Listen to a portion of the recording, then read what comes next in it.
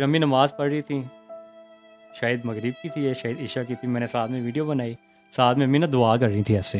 तो मैंने डिग्री ला के ना अम्मी के हाथ में रखी, दुआ के दौरान अम्मी उसी टाइम रोना शुरू कर दिया अम्मी ने। तो अम्मी ने मेरा माथा चूमा, गले लगाया। तो अम्मी बहुत ज़्यादा खुश। क्लिनिक बनाने में प्लीज़ आप लोग ज़्यादा से ज़्यादा सपोर्ट करें ताकि मुझे सारी ज़िंदगी किसी के सामने मांग के ना अस्सलाम वालेकुम गुजारना। नाजरीन, 42 HD TV के साथ मैं हूं आपका मेज़बान मलक खुर्रम शहजाद। नाजरीन, आज हम आपको एक ऐसी मोटिवेशनल स्टोरी के बारे में बताएंगे, एक ऐसे जो नौजवान और पुरअज़म नौजवान की बात करेंगे जो कि एक रोड एक्सीडेंट में माज़ूर हो जाते हैं, लेकिन उनकी जो स्ट्रगल है वो हुमा वक़्त जारी रहती है। 4 साल अपनी स्टडी को ड्रॉप करने के बाद वो 10 साल स्ट्रगल करके अपने आप को वो ऐसा क्वालिफ़ाई करते हैं कि दुनिया हैरान रह जाती है। और हम बाकी की बातें वो उन्हीं की ज़बानी सुनेंगे। मेरे साथ डॉक्टर नुमान साहब मौजूद हैं जो कि फ़िज़ियोथेरेपिस्ट हैं। जी अस्सलाम वालेकुम। वालेकुम सलाम। जी डॉक्टर साहब, क्या हाल चाल है? ठीक है, खैरियत है? अल्लाह का शुक्र, आप सुनाएं, आप कैसे हैं? जी अल्हम्दुलिल्लाह, आपकी दुआ। अच्छा डॉक्टर साहब, ये बताइएगा, डिसेबल हो गए उसके बाद आपने अपनी ज़िंदगी को कैसे कंटिन्यू किया? जब एक बंदा डिसेबल हो जाता है उसके लिए जो लाइफ है वो स्पेंड करना बड़ा टफ हो जाता है, एक अच्छा खासा जो आदमी होता है। जी, सबसे पहले तो आपका बहुत शुक्रिया इंटरव्यू के लिए भाईजान। तो सबसे पहले मैं ना आपको अपनी डिग्री का बताता हूँ। अपने 2011 में मेरी डिग्री स्टार्ट हुई थी डॉक्टर की, एक डॉक्टर ऑफ फिजियोथेरेपी की एक कॉलेज से। लेकिन वो कॉलेज डिसक्वालीफाई हो गया। उसके बाद हम चले गए थे यूनिवर्सिटी ऑफ लाहौर के अंदर। वहाँ से मैंने डॉक्टर ऑफ फिजियोथेरेपी की डिग्री स्टार्ट की 100% स्कॉलरशिप पे, क्योंकि फाइनेंशियली हम काफ़ी वीक हैं। मेरे अब्बू सब्ज़ी का काम करते हैं और मेरी अम्मी घर में सिलाई करती हैं। और ये जो हमारा घर है ये हमारी नानों का है जिसमें हम रहते हैं। वो हमसे रेंट वगैरह नहीं लेते और राशन वगैरह हमें कोई ले देता है। तो इस तरह से फैमिली में मेरे हालात हैं। तो वो मुझ पे अल्लाह का इतना करम हुआ, मुझे स्कॉलरशिप मिल गई ये यूनिवर्सिटी। 100% स्कॉलरशिप कैसे, मतलब आपने अवेल की सिर्फ नंबरों की बेस पे या इसमें कुछ और भी? मैं पहले आपको बताऊं, मैं मैट्रिक कसूर से किया था। गवर्नमेंट स्कूल था मेरा, वहाँ से पूरे कसूर में मैंने फर्स्ट पोजीशन ली थी कौन से अल्हम्दुलिल्लाह। स्कूल से कसूर? गवर्नमेंट मॉडल हाई स्कूल कसूर, वहाँ से। तो उसके बाद मैं इंटर जो सा था वो भी स्कॉलरशिप पे किया। तो फिर जब यूनिवर्सिटी गए, उधर मुझे मार्क्स प्लस मेरे फाइनेंशियल कंडीशन की बेस पे मुझे 100% स्कॉलरशिप मिली थी अल्हम्दुलिल्लाह। तो डिग्री मेरी ठीक जा रही थी, 4 साल मेरी डिग्री के हो, फोर्थ ईयर जा रहा था। तो 2015 में मेरा एक रोड ट्रैफिक एक्सीडेंट हुआ था जिसमें हम मेन रोड पे जा रहे थे रिक्शा में। तो मुझे ना डाला लगा था जो सर्विस रोड से निकला था। तो उसमें मेरी टोटल 5 बोन्स फ्रैक्चर हो गई थी। काफ़ी सवियर एक्सीडेंट था भाईजान। उसमें ना मेरे पूरे जिस्म पे वून, कांच, इवन के इधर अभी भी एक कांच है, डॉक्टर्स से गफलत से निकला ही नहीं है। तो डॉक्टर्स ने कहा कि जो आपका बच्चा बहुत सवियर है, ही कांट सर्वाइव। उन्होंने यहाँ तक कि ये कहा। लेकिन जब अल्लाह ताला मोजिज़े करता है तो फिर डॉक्टर्स जो कह ले, दुनिया जो कह ले, अल्लाह ने मुझे नई ज़िंदगी दी तब। तो एक्सीडेंट के बाद पहले जो 2 साल थे वो मैं टोटली बेड रेस्ट था। बेड के ऊपर ही मेरी ज़िंदगी की हर किस्म की एक्टिविटी थी। बेड के ऊपर ही मैं खाना खाना, बेड के ऊपर ही मैंने वॉशरूम करना। इवन कि मेरी मामा तक मुझे वॉशरूम करवाती थी। ये वक्त भी मुझ पे आया है। तो केस मेरा इसलिए ख़राब हो गया था, मैंने जल्दी ठीक हो जाना था। केस मेरा इसलिए ख़राब हो गया था कि मुझे ना टांग में डॉक्टर्स ने रोड्स डाल दिए थे, शिकंजा होता है वो डाल दिया था। तो उसकी वजह से मेरी बोन जो सी थी वो ठीक होने की बजाय उसने ज़्यादा ख़राब होना शुरू कर दिया। मुझे ना बोन का इन्फेक्शन हो गया। उस इन्फेक्शन को हम MRS से बोन इन्फेक्शन कहते हैं। वो इतना सवीयर होता है, उसमें आपकी सारी की सारी बोन जो सी वो ख़राब हुआ था ना। तो डिग्री मैंने ना फ्रीज़ करवा दी थी इसी बेस पे कि इंशाल्लाह ताला मैंने कल को इसको दोबारा कंटिन्यू करना है। तो समझ लें तब यही सोच आती थी कि अल्लाह पाक मुझे आप ठीक कर दो। मैं अल्लाह का शुक्र करता था कि अल्लाह आपने मुझे नई ज़िंदगी दी है, अब मुझे आप बेड से भी उठा दें। मैंने दोबारा से अपना डॉक्टर बनना है, मेरी अम्मी का ख्वाब था। क्योंकि जिस तरह के हमारे हालात हैं, उन हालात में डॉक्टर आप बन रहे हो तो अल्लाह ताला की ये बहुत बड़ी ब्लेसिंग होती है। तो तब मुझे ख़यालात बिल्कुल आते थे। मैं यही कहता था कि अल्लाह पाक मुझे आप ठीक करें, मुझे इस फेज़ में से निकालें ताकि मैं दोबारा से जो सा अपनी वो डॉक्टर की डिग्री को कंटिन्यू कर सकूं। तो इस तरह से भाईजान आते थे ख़यालात।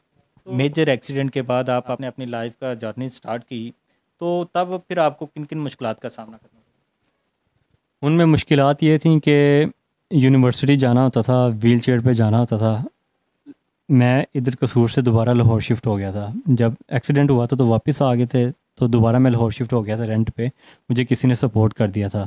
जब मैं ट्रीटमेंट करवा रहा था ना, तो इतना लाखों का ट्रीटमेंट था, वो कोई सबब ही नहीं बन रहा था कहाँ से करवाएं। ज़िंदगी डेंजर डेंजर जोन में थी दोबारा इन्फेक्शन की वजह से। तो मुझे ना तब लोगों ने, मैंने डोनेशन कंपेन की थी, मुझे लोगों ने सपोर्ट किया था मेरे ट्रीटमेंट के लिए।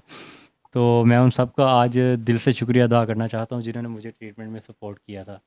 अल्हम्दुलिल्लाह उनके सपोर्ट से जो सा है मैं आज सबके सामने बैठा हूँ।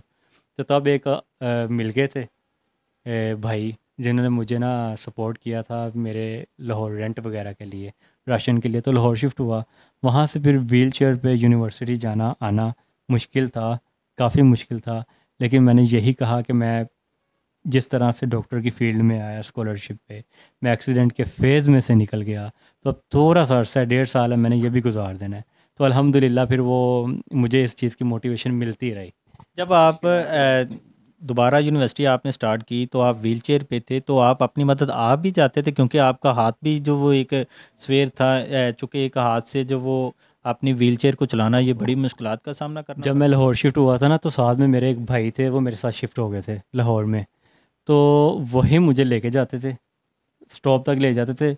वहाँ पे ये होता था कि बस में बैठ जाते थे, फिर यूनिवर्सिटी चले जाना।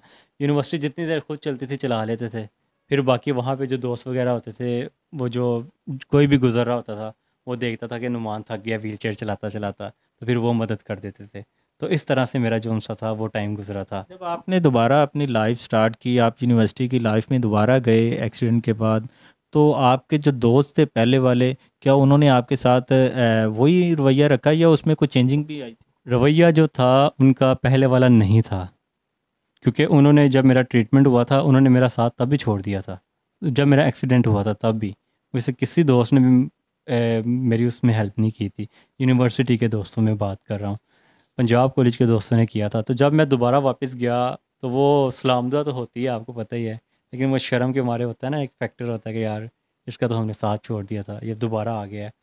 तो पहले वाला रवैया, पहले वाली दोस्ती जो सी थी वो वापस नहीं आ सकी, लेकिन सलाम दुआ रही। लेकिन टीचर्स ने मुझे बहुत ज़्यादा सपोर्ट कोई किया। ऐसा दोस्त जिसने आपको बिल्कुल भी ना छोड़ा हो? बिल्कुल, बिल्कुल एक था, मेरे पंजाब कॉलेज के 2-3 दोस्त थे जो जिन्होंने मुझे सपोर्ट किया था। जब मैं ट्रीटमेंट के लिए डोनेशन कैंपेन की थी ना, तो उन्होंने चलाई थी मेरे लिए। मैं तो बेड पे था, तो उन्होंने वो मेरे साथ चलते गए हैं, मैं उनका शुक्रिया अदा करता हूँ आज सबके सामने। और एक यूनिवर्सिटी का जूनियर था जिन्होंने मुझे मेरे साथ जो खड़ा रहा था, तो उनका भी शुक्रिया, उन्होंने मुझे सपोर्ट किया था। तो ये 2-3 जो से थे मेरे दोस्त थे जो मेरे साथ चलते गए हैं। जो दोस्त आपके यूनिवर्सिटी में थे जिन्होंने आपको छोड़ दिया, क्या आप उन्हें कोई मैसेज देना चाहेंगे कि कोई ऐसा जब किसी इंसान पे, कोई किसी दोस्त पे बुरा वक्त आता है, उसका साथ देना चाहिए या उन्हें छोड़ना चाहिए? उन्हें आप क्या मैसेज देना चाहेंगे? उन्हें मैसेज में यही देना चाहूँगा कि देखें, अ, दोस्त वो होता है जिसका मुश्किल में पता चलता है। जब आप मुश्किल में होते हो तो असल तब पता चलता है कि आपका दोस्त कौन है और आपका दोस्त कौन नहीं है। अगर वो लोग मुझे फाइनेंशियली सपोर्ट नहीं कर सकते थे, तो मुझे मोरली तो सपोर्ट कर सकते थे ना। मेरे साथ रब्ता ही नहीं रखा किसी ने। इवन के जब हमारा कन्वोकेशन हुआ तब भी मुझसे किसी ने रब्ता नहीं किया कि नुमान आज हम तुम्हारी कमी महसूस कर रहे हैं। मैंने उनके स्टेटस वगैरह देखे फेसबुक, इवन के जब हमारा कन्वोकेशन हुआ तब भी मुझसे किसी ने रब्ता नहीं किया कि नुमान आज हम तुम्हारी कमी महसूस कर रहे हैं। मैंने उनके स्टेटस वगैरह देखे फेसबुक वगैरह पे। तो इस तरह से उनकी उस तरह से नहीं रहा कोई भी साथ। तो मेरा मैसेज उनके लिए यही है कि मेरा दिल तो आपके लिए आज भी साफ़ है, टोटली साफ़ है। आज भी अगर वो मुझे रब्ता करते हैं या करें, तो मैं वैसे ही उनसे बात करता हूँ, मैं उनको फ़ील नहीं करवाता कि आप लोगों ने मेरा साथ छोड़ा था, क्योंकि मेरा दिल आज भी उनके लिए साफ़ है। तो यही मेरा उनका मैसेज है कि दोस्तों का मुश्किल वक्त में साथ नहीं छोड़ा जाता। कभी उन दोस्तों में से जब आपकी डिग्री कंप्लीट हुई है? रब्ता सिर्फ सलाम दो हुई है। जिस तरह पहले इतना मजाक से बात होती थी, अब वो बिल्कुल भी नहीं होता। एक दो दोस्तों ने सिर्फ किया। हाँ, जूनियर्स अच्छे थे मेरे, जूनियर्स अच्छे थे। जूनियर्स ने मुझे जब मेरी वीडियोस देखते हैं इंटरव्यू की, वो मुझसे रब्ता करते हैं, मुझे अप्रिशिएट करते हैं और कहते हैं कि नुमान भाई आपकी स्ट्रगल पे हम आपको सलाम पेश करते हैं। जूनियर्स अच्छे थे, लेकिन दोस्तों में उस तरह से मुझसे किसी ने भी वो रब्ता नहीं किया जिस तरह से होना चाहिए, जिस तरह से अप्रिशिएट करना चाहिए। एक दोस्त ने किया, उसने कहा कि आपको देखा बड़ी देर बाद। तो मैंने उनको कहा आप कहाँ थे जब मेरा एक्सीडेंट हुआ, तब कहाँ थे आप लोग? अभी आप वीडियो देख के आ रहे हैं, बताएं कब तब कहाँ से। लेकिन मैंने उनसे वैसे ही कोशिश की कि मैं बात करूं, दिल में उनके लिए मैं दिल साफ़ ही रखा उनके लिए टोटली मैं। तो ये इस तरह से था वो वक्त। सलमान भाई, जब आपने डॉक्टर की डिग्री कंप्लीट की तो जब डिग्री लेके घर आए तो घर वालों का क्या रिएक्शन था? भाई ये तो मैंने आपसे शेयर करना था। अच्छा कि आपने पूछ लिया, बोल नहीं गया मैं। मुझे ना यूनिवर्सिटी से कॉल आई थी, तो यूनिवर्सिटी वालों ने कहा कि आपकी डिग्री आ गई है। तो मैं लेने गया, मैंने मामा को बताया कि मामा मैं आज यूनिवर्सिटी जा रहा हूँ बड़े इंपॉर्टेंट काम से, हो सकता है डिग्री भी मिल जाए। तो उन्होंने मुझे दुआएं दी, मेरा माथा चुमा, मैं चला गया यूनिवर्सिटी, मुझे डिग्री मिल गई वहाँ से। घर आया, घर आके मैंने बताया कि मामा जी डिग्री तो नहीं मिली, अब तो मज़ीद 2 साल इंतज़ार करना पड़ेगा।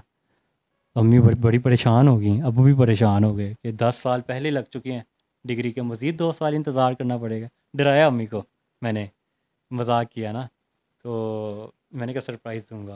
फिर अम्मी नमाज़ पढ़ रही थी, शायद मगरिब की थी या शायद ईशा की थी, मैंने साथ में वीडियो बनाई, साथ में अम्मी ना दुआ कर रही थी ऐसे। तो मैंने डिग्री ला के ना अम्मी के हाथ में रख दी दुआ के दौरान।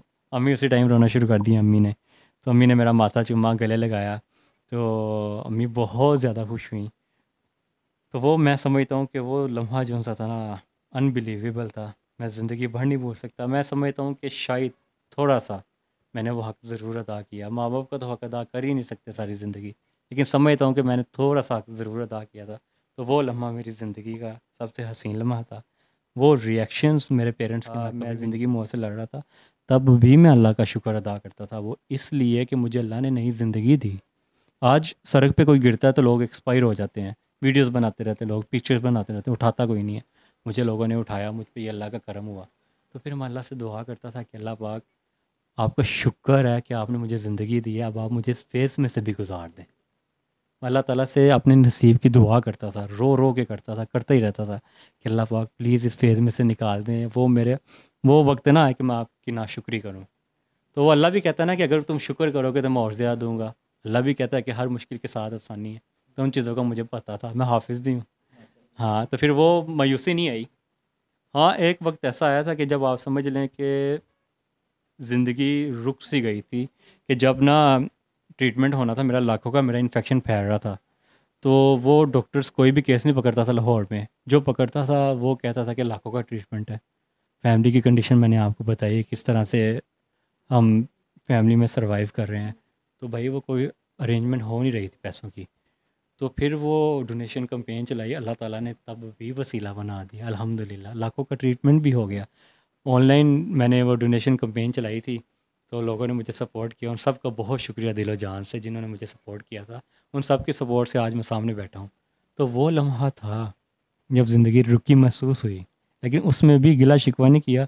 मैंने दुआओं की शिद्दत बढ़ा दी। जिस तरह से अपना सारा वक्त गुजारा, बहुत मुश्किल था, बहुत स्ट्रगलिंग था। इवन कि भाई एक्सीडेंट से पहले मैं दस्तरखान से भी खाना खाता रहा हूँ। मैं university wheel chair, university accident से पहले लिफ्ट ले लेके जाता रहा हूँ। मैं एक हॉस्टल में रहा, मुझे उन्होंने छोटी सी रहने के लिए जगह दे दी, पंखा नहीं था, मैंने वो वक्त भी गुजारा है गर्मी में। लेकिन वो शुक्र के साथ गुजारता गया हूँ, इस उम्मीद के साथ कि वक्त इंशाल्लाह ताला चेंज होगा। तो सारे सिनेरियो में से मुझे अल्लाह ने निकाल ही दिया। अल्लाह ताला पे कि अल्लाह ताला हालात को ज़रूर चेंज करता है।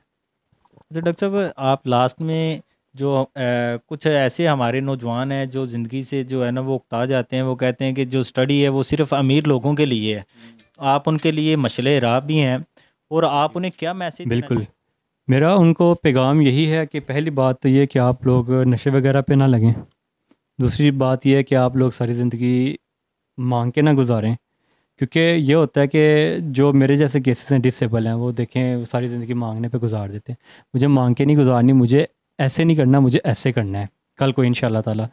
तो मेरा लोगों को पैगाम यही है कि ज़िंदगी में आप तो बिल्कुल ठीक है, नॉर्मल है, मैं व्हील चेयर पर होकर इतनी स्ट्रगल कर सकता हूँ ज़िंदगी में। आप तो माशाल्लाह बिल्कुल नॉर्मल हैं। आप लोग तो बहुत स्ट्रगल कर सकते हैं।